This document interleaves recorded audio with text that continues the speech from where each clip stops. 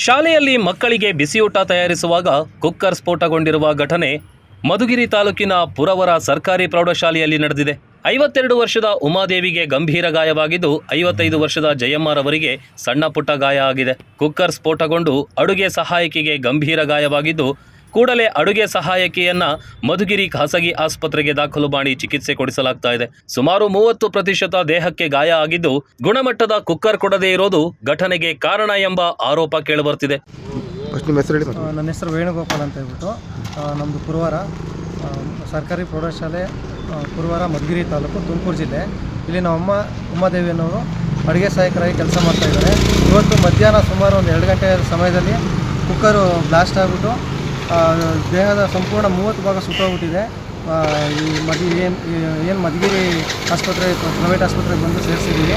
ಇಲ್ಲಿ ಪ್ರಾಥಮಿಕ ಚಿಕಿತ್ಸೆನ ಕೊಡಿಸ್ತಾ ಇದ್ದೀವಿ. ಇದಕ್ಕೆ ಸಂಬಂಧಪಟ್ಟಂತೆ ಬಿ ಒ ಅಧಿಕಾರಿಗಳು, ಸ್ಕೂಲ್ ಸ್ಟಾಫ್ ಎಲ್ಲ ಬಂದಿದ್ದರು. ಆದರೆ ಇದಕ್ಕೆ ನನಗೆ ಮೇನ್ ಇದೇನೆಂದರೆ ಈ ಯಾವುದೇ ರೀತಿಯ ರಕ್ಷಣಾ ಸಾಮಗ್ರಿಗಳು ಏನೂ ಇಲ್ಲ. ಸ್ಕೂಲಲ್ಲಿ ಏನೇ ಒಂದು ಸಮಸ್ಯೆ ಆದರೂ ಯಾವುದೇ ರೀತಿಯ ರಕ್ಷಣಾ ಸಾಮಗ್ರಿಗಳಿಲ್ಲ. ಆಮೇಲೆ ಸೂಕ್ತ ಪರಿಕರಗಳು ಏನೂ ಇಲ್ಲ. ಈಗ ನಮ್ಮ ತಾಯಿಗೆ 30ರಷ್ಟು ಭಾಗ ಸುಟ್ಟೋಗ್ಬಿಟ್ಟಿದೆ. ಇದಕ್ಕೆ ಏನು ಪರಿಹಾರ, ಇದಕ್ಕೆ ಸಂಬಂಧಪಟ್ಟ ಇಲಾಖೆ ಅಧಿಕಾರಿಗಳು ಇದನ್ನು ಏನು ಮಾಡ್ತಾರೆ ಅನ್ನೋದನ್ನು ನಾನು ನೋಡಬೇಕು. ಮಧ್ಯಾಹ್ನ ಬಿಸಿಯೂಟ ತಯಾರಿಸುವಾಗ ಘಟನೆ ಸಂಭವಿಸಿದ್ದು, ಘಟನೆಯಲ್ಲಿ ಗಂಭೀರ ಗಾಯಗೊಂಡರೂ ಆಸ್ಪತ್ರೆಗೆ ಶಾಲೆಯ ಶಿಕ್ಷಕರು ಹಾಗೂ ಸಿಬ್ಬಂದಿಗಳು ದಾಖಲಿಸಿಲ್ಲ. ಮೇಲಾಧಿಕಾರಿಗಳಿಂದ ಪ್ರಕರಣವನ್ನ ಮುಚ್ಚಿ ಹಾಕಲು ಯತ್ನಿಸಿದ್ದಾರೆ. ಸದ್ಯ ಮಧುಗಿರಿ ತಾಲೂಕಿನ ಕೊಡಿಗೇನಹಳ್ಳಿ ಪೊಲೀಸ್ ಠಾಣಾ ವ್ಯಾಪ್ತಿಯಲ್ಲಿ ಈ ಘಟನೆ ಸಂಭವಿಸಿದೆ.